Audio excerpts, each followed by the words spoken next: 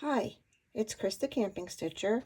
I thought I'd take you along while I finish this small little pillow for St. Patty's Day. This is the Primrose Cottage Stitches Luck of the Irish, and I've picked my backing. I have a few little charms and my iron-on label from Ever Emblem. The first thing I'm going to do, I've already pressed this. I am going to trim it down. I typically like to use 3/4 of an inch on all the sides. So I'm going to use my quilting ruler. This is kind of a little bowed, so kind of like finagle that around a little bit. I'm going to line up this outside edge here. Hopefully I'm not going to mess it up because I'm filming, and I'm just going to trim it. I know a lot of people go by threads and they count and everything, but it's a little seasonal pillow, and I just kind of want to get it done.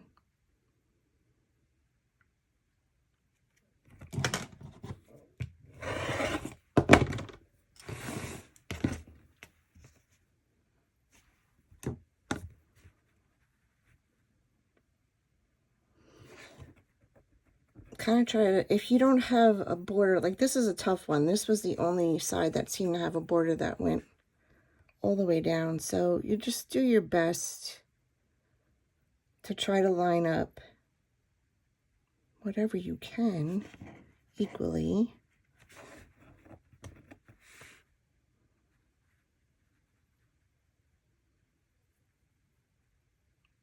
It's sort of like when you're stitching and you get that landmark where your threads line up.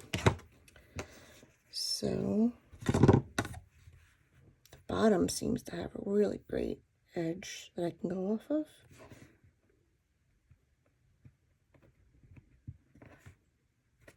Okay. All right, so that is trimmed.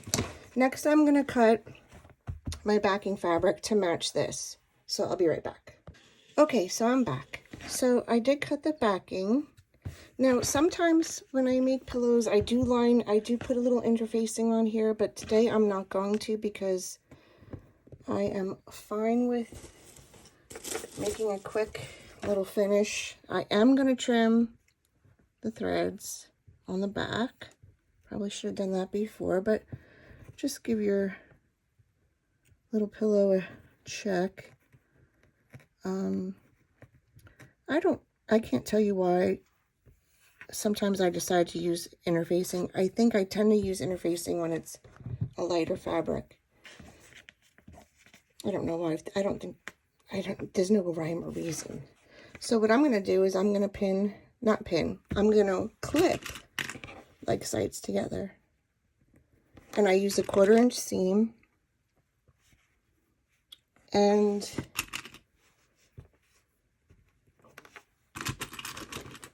what I do is I will leave an opening here at the bottom. So I'll start here, I'll sew off the edge. I'll come back here, sew off the edge. Come back here, sew off the edge, and come around and stop here. And that is to put the stuffing in. So I'm going to go do that, and I'll be right back. Okay, I'm back. So as you can see, I did a 1/4 inch seam all around. And now I'm going to just carefully trim those corners.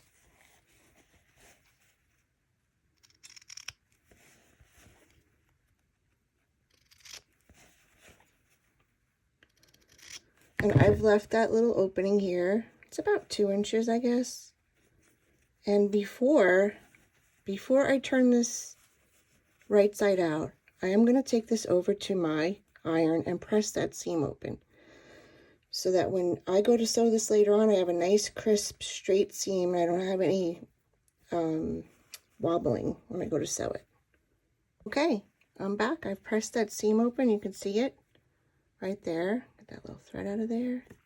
And now I'm going to turn it right side out.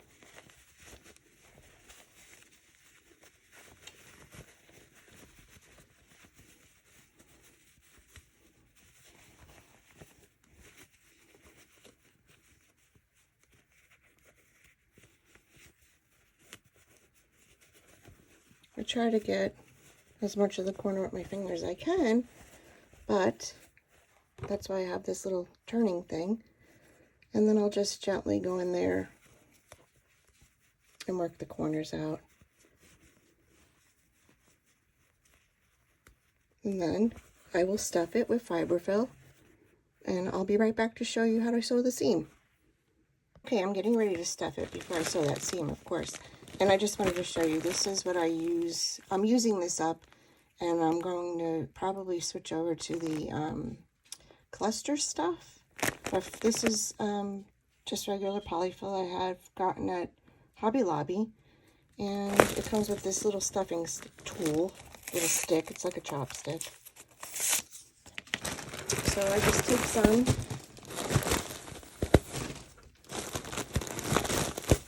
Okay. And I kind of fluff it up a little bit. And I start stuffing it.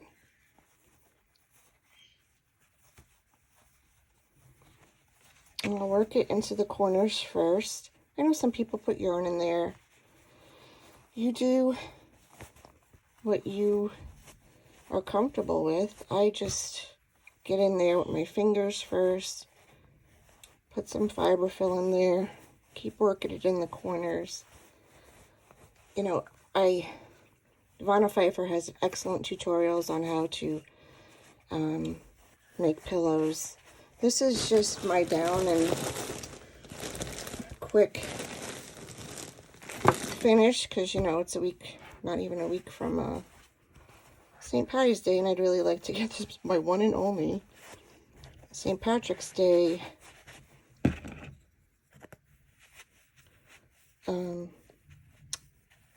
small done. Okay, oh gosh, then we'll be right back. Okay, now I'm getting ready to sew the opening at the bottom shut. I've stuffed it as much as I want.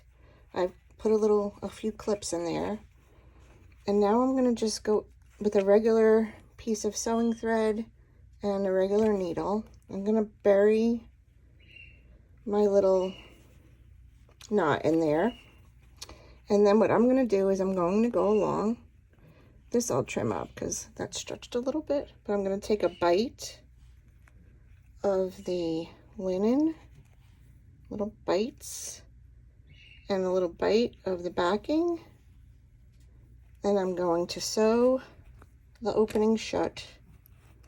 And because, oh sorry, I'm off screen, because I pressed, you have a nice little ridge to follow while you're sewing it, and you won't end up with a wavy seam. So I'm going to keep going, and I'll show you what it looks like at the end. Okay, and there's the bottom of the pillow. There's the seam.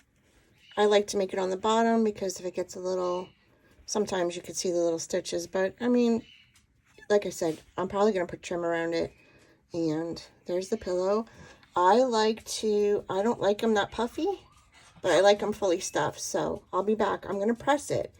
I know some people have different versions of what they like to do. I like to press mine a little flatter. So I'll be back and show you what it looks like. Okay, and there's the pillow. I probably will find a trim I liked, and I would just apply it with glue on the outside, Aleene's tacky glue. There's my little iron-on label from Ever Emblem. There's the seam. It's a little flatter, and I'm really happy with it. Like I said, it's a pillow for decoration, and if you want some more tutorials on, you know, a more, I don't know how to say it, a better finish with interfacing, you can certainly go search it. Pfeiffer has one. She uses some light interfacing on the stitching side, and I think she even uses it on the fabric side, but for my purposes this is just fine for me, so I thought I'd share it with you. I hope that you find it helpful. Have a great day. Bye.